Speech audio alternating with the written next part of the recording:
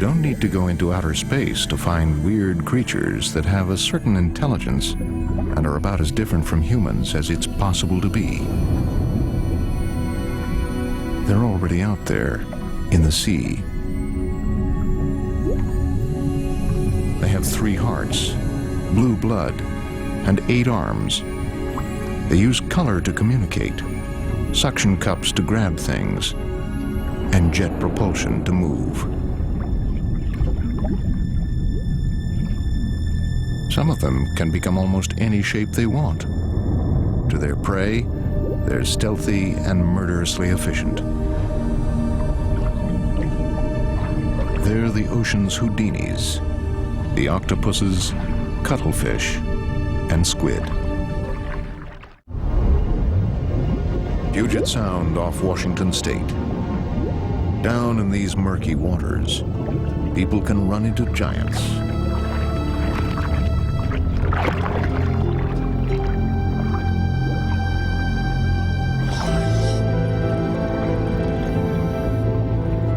Giant Pacific octopuses, up to 30 feet long and weighing 600 pounds.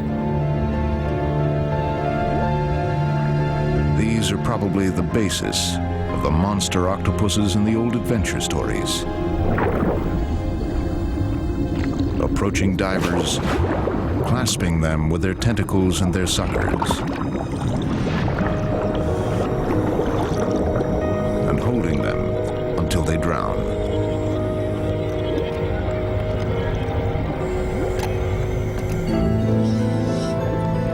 Except that's not what's really happening here.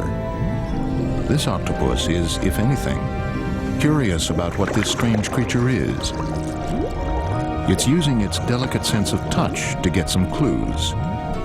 It can pull a mouthpiece off, but it doesn't try to keep it. When it knows what it needs to know, whatever that is, it disappears into the depths. The question we can answer, though, is what do we know about it? About all octopuses? Well, all other kinds, of course, are smaller than the giant octopus, and being soft-bodied, too, they're usually hiding. Out of the way of large fish and sea mammals.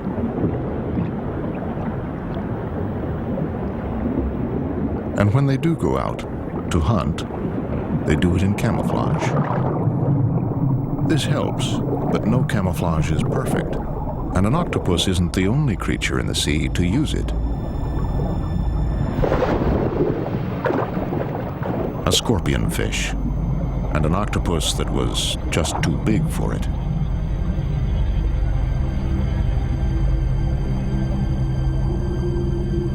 Hunting can be almost as dangerous for the octopus as for the animals it's stalking. One mortal enemy is the moray eel, which sets up ambushes.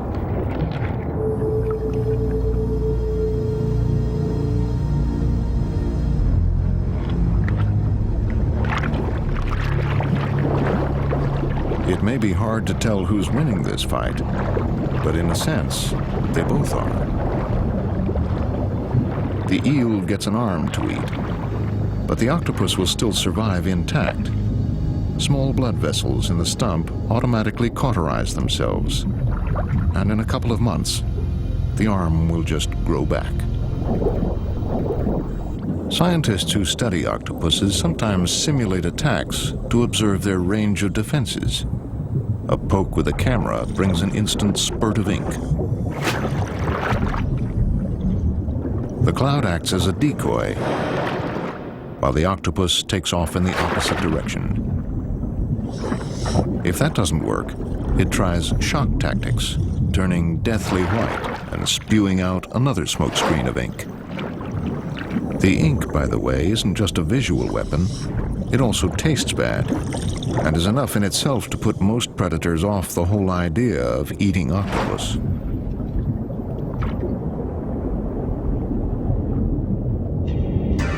If nothing else, an octopus is flexible. Not having any bones in its body, it can change into different shapes and fit into impossible-looking places.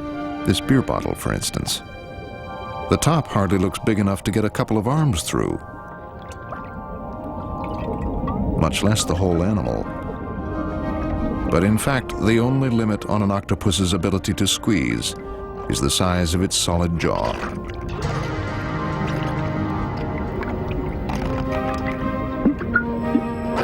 Easy. And safe.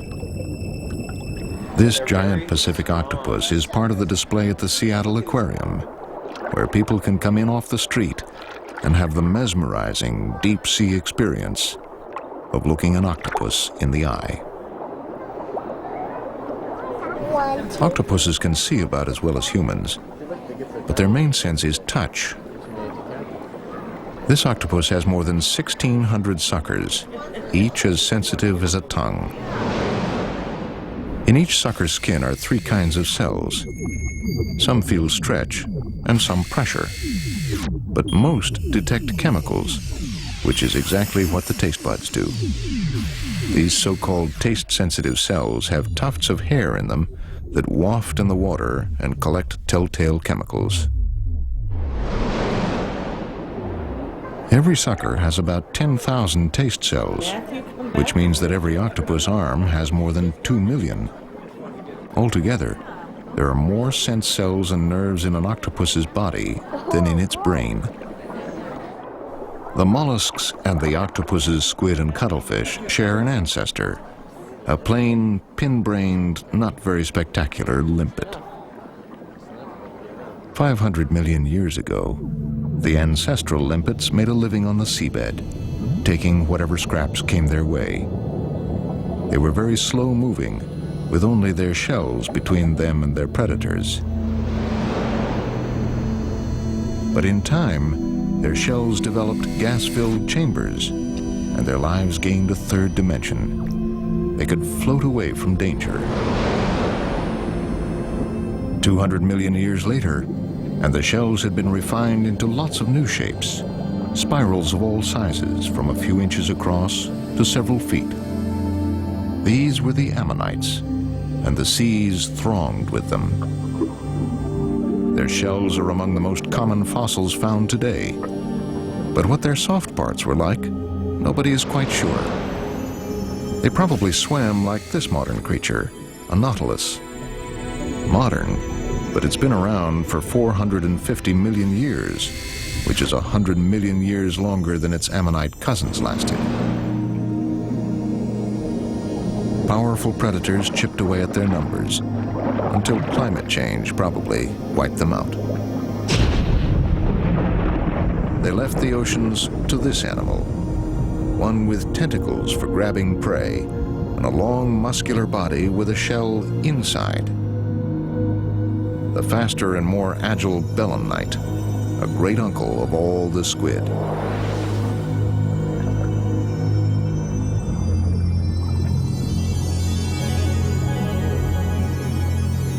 All 400 species of them, from the tiny eastern Pacific opalescent squid, just a few inches long, to bruisers such as the 6-foot Humboldt squid. Humboldts are voracious eaters that will attack almost anything they see, their skin flashing like neon signs as they feed.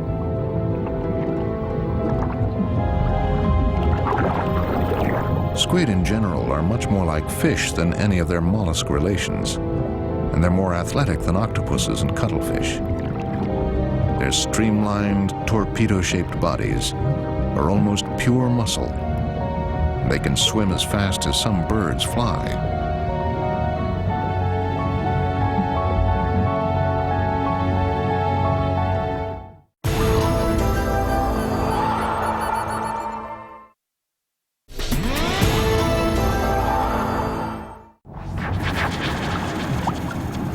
Like an octopus, a squid has 8 arms, but for extra grip, it also has 2 long prey-grabbing tentacles.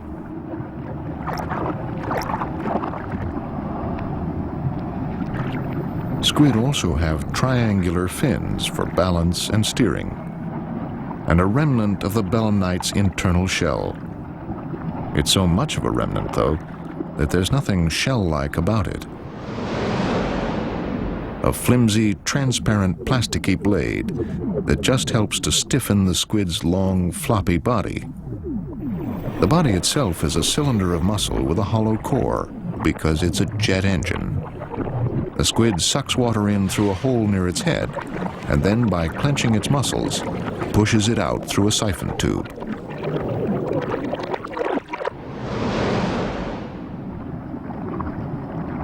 And the siphon is directional. Depending on where it's pointed, the squid can move up, down, sideways, forward, or backwards. Not all squid are jazzy swimmers, though.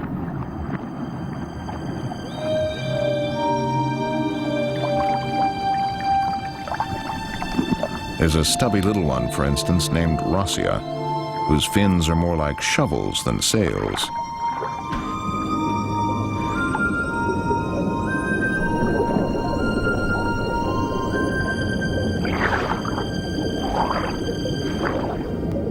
Used for digging in the sandy bottom, where it waits to surprise passing prey.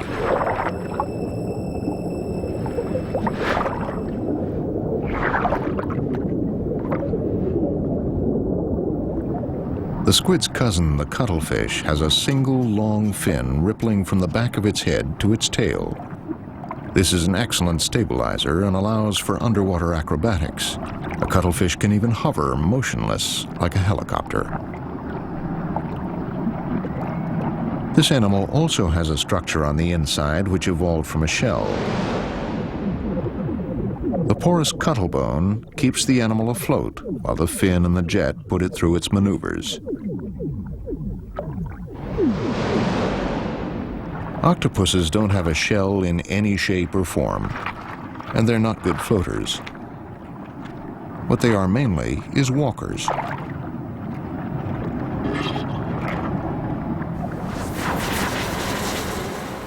They use their arms as legs to bump along the seabed. They've still got the family jet, though, and from time to time they do use it.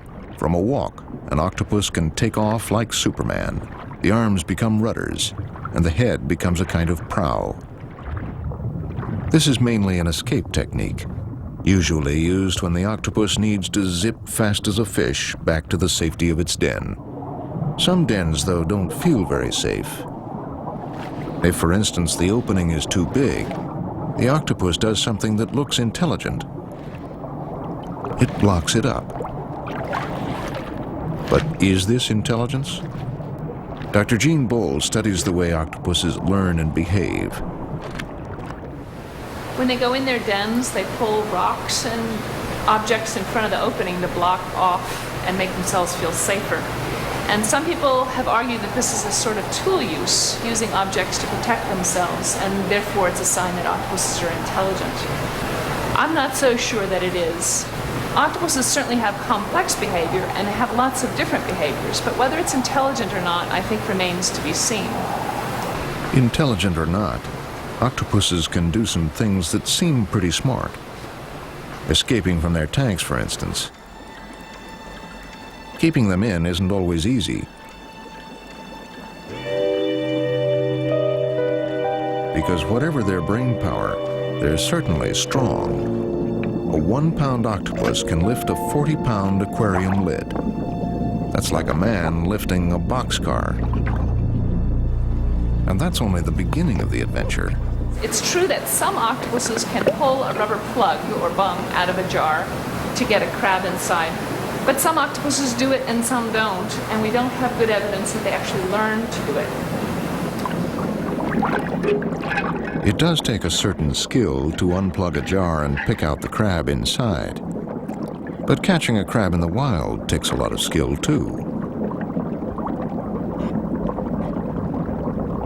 This, after all, is the softest of soft-bodied animals attacking one of the hardest, with lethal claws attached.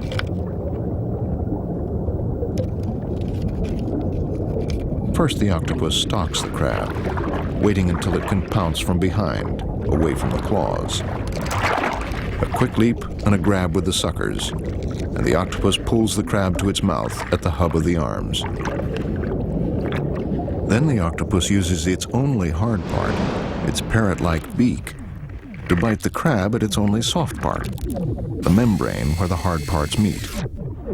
Next, it paralyzes the crab with nerve venom, dissolves its muscle with saliva, pulls the shell open, and sucks out the liquefied flesh, leaving behind a perfectly clean plate. Sometimes an octopus fishes with its net, the webbing between its arms. It pounces on a piece of coral, traps all the small creatures there in the web, and then scratches around in the net to see what it's got.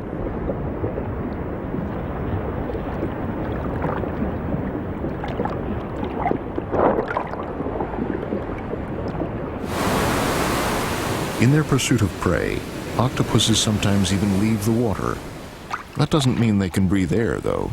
This Australian species, which hunts in the shallows of reefs, has to slip into pools from time to time so it can use its gills. And in or out of the water, having 8 arms means that an octopus can kill things that are larger than itself. Usually, only animals that hunt in packs can do that. So an octopus amounts to a one-animal pack.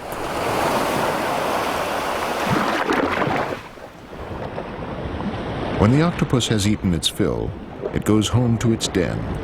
Not as straightforward a proposition as it sounds. Because how does the octopus know where it is in relation to the den? Octopus researchers have shown that the animal recognizes landmarks. And no matter how far, wide, and meandering its foray has been, it goes home in a straight line. Which means it must have some kind of a seabed map in its head.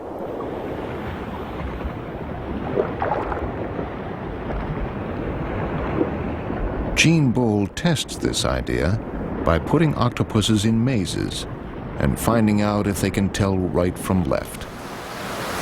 Well, this is the maze. There are 2 choices. The octopus can either go to the right or to the left. The left hole is actually blocked off, although you can't tell right now, while this hole is open, and it's up to the octopus to figure out which way to go. This octopus hates shallow water and it hates bright light, so it's going to try to find the open burrow.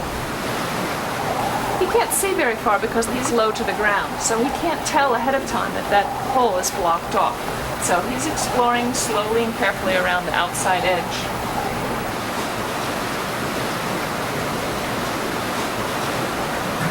For the first time, it takes an octopus anywhere up to 10 minutes to find the open hole.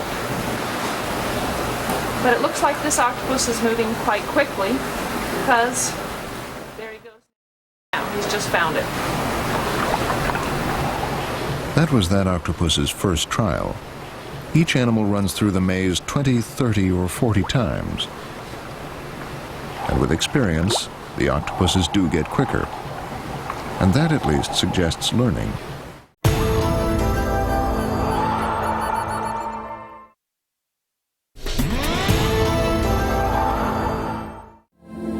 There are several ways of judging an animal's intelligence.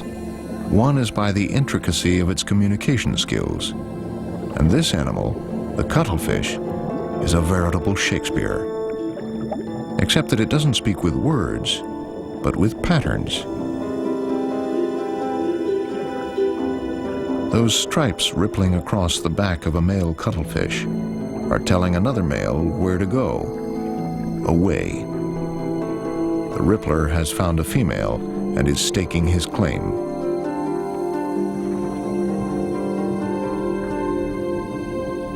It's the cuttlefish's brain that's making it happen. It thinks the pattern onto its body. Squid and octopuses can do this too, by sending signals through nerves to what's known as chromatophores, tens of thousands of tiny color cells in the skin. Each chromatophore is like a bag of pigment at the center of spokes of muscles. When the nerves relax the muscles, the bag contracts and wrinkles into ridges and grooves. But when the muscles pull, the bag stretches out, revealing the pigments in all their glory. Basically, there are only 4 colors in the chromatophores: black, brown, red, and yellow. But the timing of their opening and closing gives the illusion of a lot more than that, of tones that may not be seen anywhere else in nature. It really is the timing that does the trick. Fractions of seconds are involved, and the effect is like neon lights traveling across the skin. The human brain can signal a change in skin color too. It's called blushing.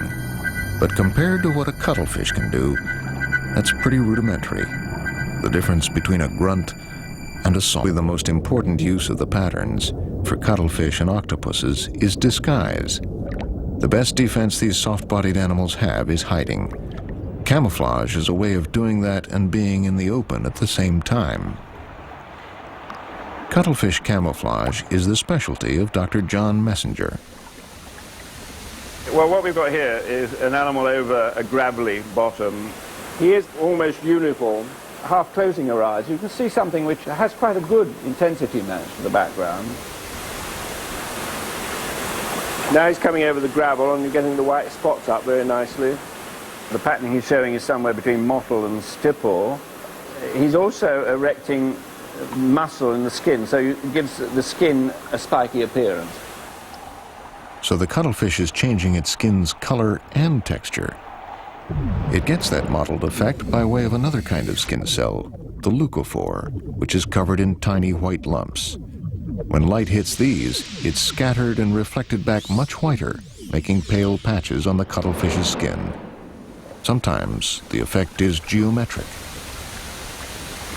Well, here we've got an animal which is on a much more variegated background. What he's doing is now generating very bold and big patterns, squares and stripes, which completely break up the overall outline of the animal. In really murky water, you'd have no idea what this animal was, or even that it was an animal. But how does it know what patterns to create? How does a cuttlefish see its world? John Messenger has been experimenting with colored gravel. Well, here we've got a cuttlefish sitting on an artificial seabed, and if you look at him, you'll see that he is very pale, and it's not a bad brightness match. The eye is evidently looking down at the white stones at the bottom of the tank, not at the green wall at the side. They're always looking at the bottom. Well, we're now going to lift up this barrier and hope we can persuade this animal to move across onto a much darker background. And I think at once you can see he's turned very dark. One important point about this cuttlefish, it can't even see red. It's colorblind. It sees white, black, and shades of gray. But it sees them very precisely and can tell from the subtle contrasts between the grays exactly how to blend in. Sometimes, though, the contrast is a little too subtle. Here we've got a cuttlefish on a white background with red stones. That's as you and I see it. As he sees it, he's on a white background with some very dark stone. So it isn't a uniform background, it's a pattern background. And look at the animal himself, you can see he's patterned. He's got some spots on the mantle bar across the head and other things. It's a definite pattern. He's decided that background isn't uniform. This one now, very obvious difference to us with colour vision, blue and yellow, but in fact these stones were chosen because they're intensity matched. They are the same brightness. To this colourblind animal, they are no different. They're equal sorts of grey. And so what does he do? He puts on no pattern at all. He's a rather uniform stipple, which he hopes is the best way to match what he sees as a uniform background. But how can a colorblind animal, and octopuses are colorblind too, possibly camouflage itself against all sorts of colors in the wild? This looks like magic. An octopus disappears into the pinks and purples of a coral reef. And this looks like something from nothing. One rises out of the blues and greens of eelgrass. It's done with yet another kind of skin cell, the iridophore. Instead of generating color, iridophores contain stacks of reflective discs that act as prisms. They split the surrounding light and cover the octopus in blues and greens. The blue rings of the blue-ringed octopus are also done with iridophores, only not for camouflage. They're meant to be seen. Here are skull and crossbones, a venom warning. A 1-ounce blue-ringed octopus carries enough poison to paralyze 10 people. Squid have iridophores too, but shaped more like ribbons than discs. They also reflect and split light and give squid the silvery, bluey rings around their eyes, making them less conspicuous, the opposite of eyeliner.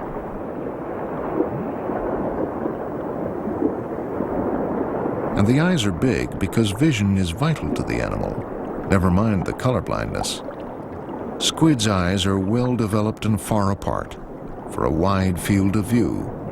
So wide, in fact, that a squid can almost see in front and behind at the same time. And it's seldom taken in by tricks of light. That's because its eyes are fixed with something like polarizing filters. This enemy barracuda, for instance, counts on its prey losing it in the glare of the sky. This squid isn't fooled, though. The eyes adjust and sift out the rays that could cause confusion and see what they need to see in unambiguous black and white. The way squid defend themselves has been studied by Dr. Roger Hanlon.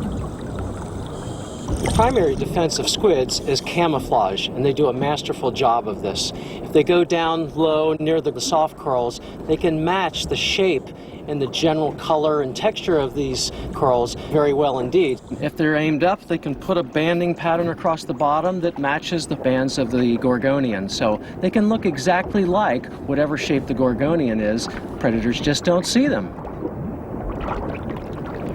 When camouflage fails, that is when the predator actually sees the squid and they move close in to begin the attack sequence, squids do something totally different. They go into their secondary defense. And in this case, they may look unlike a squid by putting 2 false eye spots on the other side of the body so that the predator doesn't know which way they're going to jet, forward or backward. The squid may then raise its arms in a startle display that will stop the forward movement of the predator. And in that critical moment, it will then go into the next phase of secondary defense, which is to blanch, ink, and jet away at very rapid speed, leaving only this ink pseudomorph of a squid. And of course the predator then bites into that ink and gets no squid whatsoever and rather a bad flavor as well. Here in the Caymans, we were able to study octopus defensive behavior for the first time ever. And it was very nice indeed because we were able to act as the predators so that no harm came to the octopus, but we were still able to see the full repertoire of secondary defenses, and it came out very well indeed.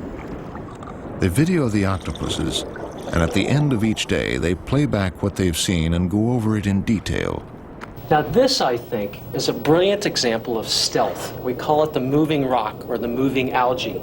The octopus takes up the posture, looks like a rock, and moves just slowly enough not to be detected for movement, but it looks like one of the other rocks right in the picture. Meanwhile, they move away from the predator. Soon they get enough distance, and they're gone.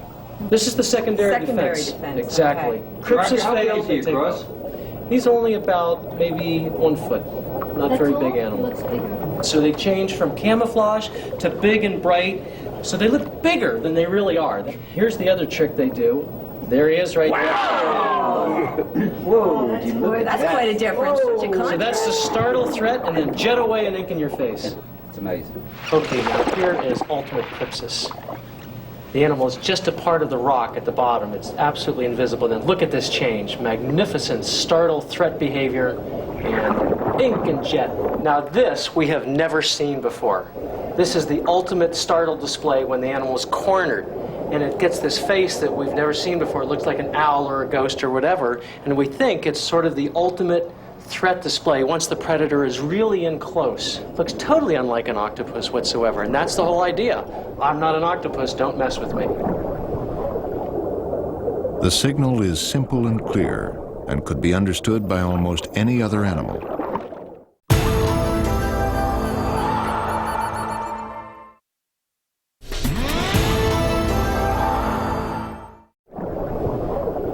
When octopus, cuttlefish, and squid are communicating among themselves, things get complicated. Caribbean reef squid, for instance, have a very sophisticated courtship. Here, a male in the center has picked out a female and is trying to isolate her from the rest of the shoal. But by turning white, the female makes it clear that she's not ready for mating. Not yet, and not necessarily with him in particular. The whiteness is also a signal to the other males that she's still available. The male, in turn, blanches at them, but only on the side of his body that they can see and she can't.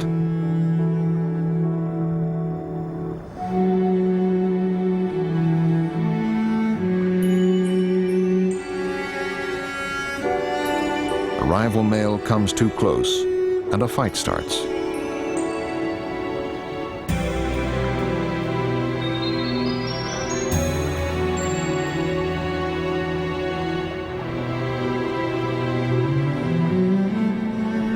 While they, in their squid way, slug it out, the female goes back to the shoal to see if she can find a better male. And the original male, having won his fight, goes after her again. At first she seems reluctant, but after all, he has won a fight and will probably have fight-winning offspring. So she accepts him, and they court, swimming fast, side by side.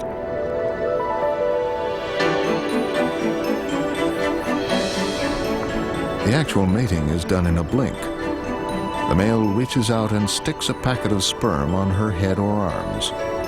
She then picks it up and tucks it into a storage organ near her mouth. Sperm can remain there inactive for many months.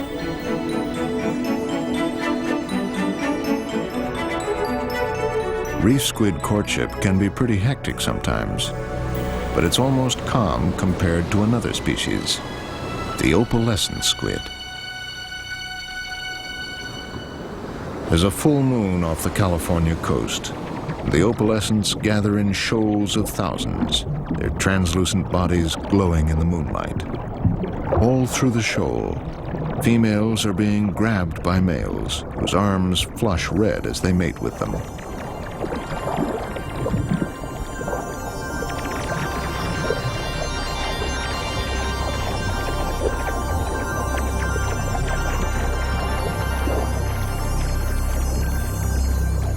Once a male has a female in his clutches, he holds on tight. All around, there are unattached males who, in their frustration, will sometimes even resort to ramming a mating pair.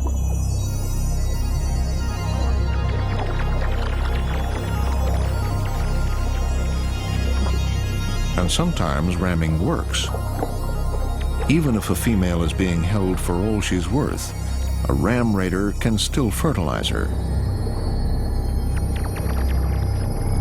In studying another species with this kind of mating system, scientists have found females laying eggs fertilized by a whole lot of different males.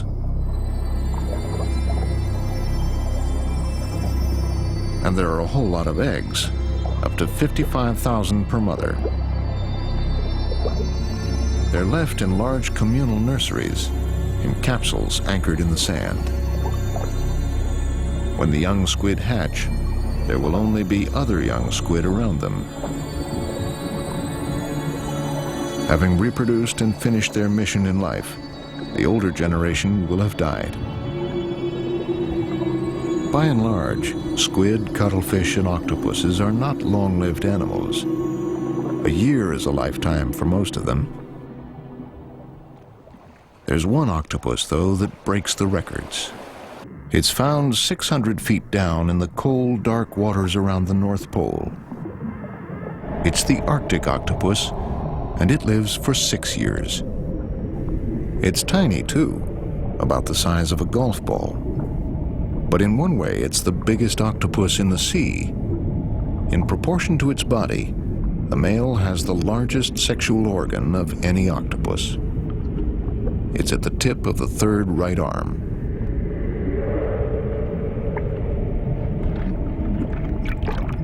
No one knows for sure why it needs to be so big, And until scientists can spend more time 600 feet deep in the Arctic Ocean, they can only speculate. So far, they've only been able to study them closely in tanks, and one thing they can see is that the male doesn't waste much time with courtship. When he finds a female, he literally seizes the opportunity. What he's trying to do is put his arm inside her sac-like body cavity. This is something that's never been seen in the wild, and so any ideas about the reason for the long arm are just ideas. Maybe it anchors the male during the mating. Maybe it's a spoon for removing sperm from a previous male. Maybe it's a way of making absolutely certain that the rare encounters between these octopuses are successful. Whatever, this male finally does succeed. He deposits a small sac of sperm and withdraws.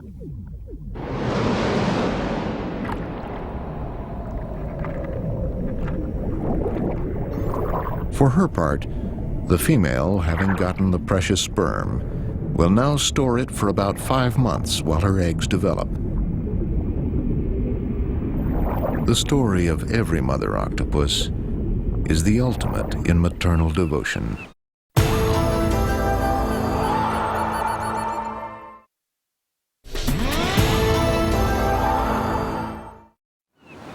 Off the North American west coast, a giant Pacific octopus is cloistered in her den, tending her eggs.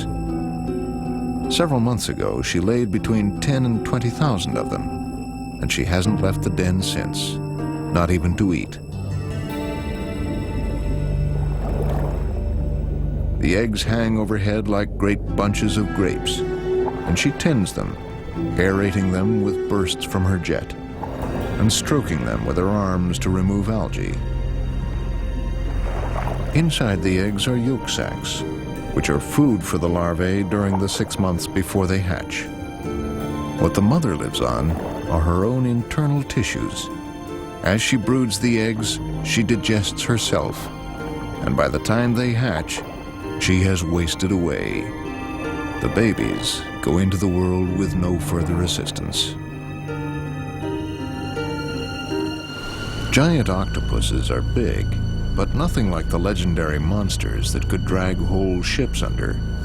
This probably never happened, but that doesn't mean there aren't giant squids in the sea. Dr. Clyde Roper has studied the evidence. While many aspects of the giant squid still are very mysterious, they are no longer animals of mythology. And the reason is because we now have a number of specimens. The point is, we have never seen a live giant squid. What we know is from specimens that have been washed ashore, stranded on beaches, from the stomachs of their major predator, sperm whales, and also from fishermen's nets. It's like detective work, trying to put together little bits of information to learn about the giant squid.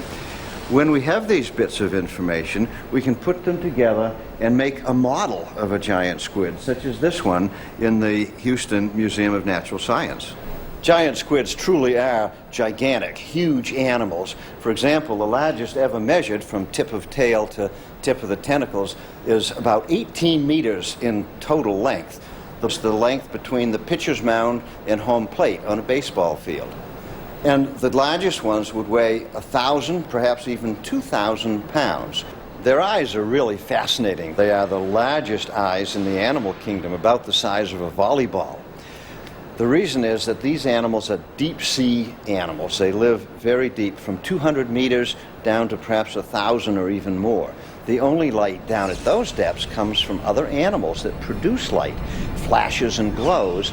These large eyes gather in the light, and the animal uses that to gather and capture their prey. Since no one has ever seen a live giant squid, we can only imagine what they look like as they cruise the depths in search of food. People used to think giant squid attacked sperm whales, because these deep divers were often found with big sucker marks on their mouths and heads. But analysis of the whale's stomach contents eventually revealed the reverse. They were eating the squid.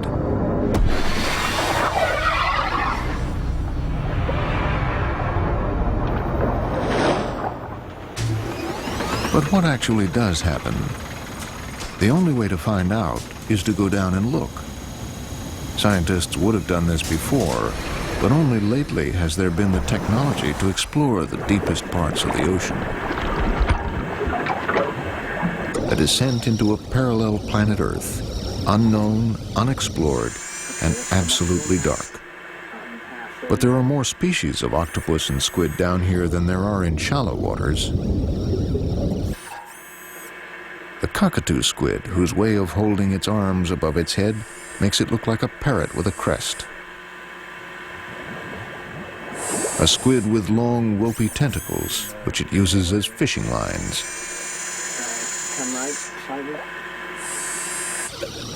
7,500 feet down, and two ghostly white octopuses, a little one sitting on the head of a big one. Two different species? Or maybe a tiny male and an enormous female mating. No one knows yet. They've only just been seen.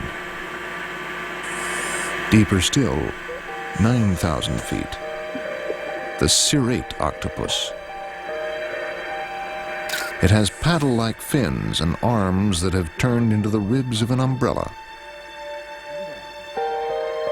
It parachutes across the seabed on some mystery mission. Posturing, perhaps, or maybe collecting food in its net. Since there's no way for people to get out of these submarines and investigate the deep-sea animals firsthand, contact with them is a little blunt, but sometimes good enough. What does a cirrate octopus do when it's attacked? It sucks water into its net, touches the tips of its arms together, and turns into something like a pumpkin. A predator, at the very least, would be confused.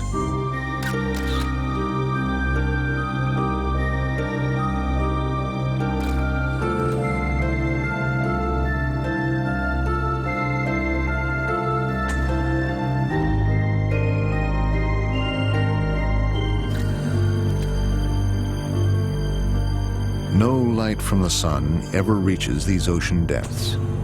And yet 700 species of squid, cuttlefish, and octopus are known to exist, and only 100 of the known species have ever been seen alive. There's a lot left to discover about both the ones we don't know and the ones we do. These creatures are so unlike humans that sometimes you have to wonder how we could both inhabit the same planet.